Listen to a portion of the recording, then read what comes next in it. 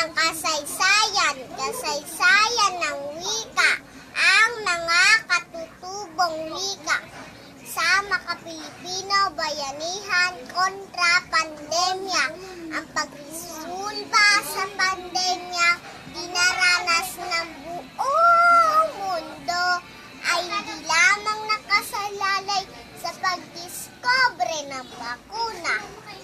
Malaking papel ang ginagampanan ng kamalayan o awareness ng bawat tao ukol sa virus na sa tamang impormasyon ay magkakaroon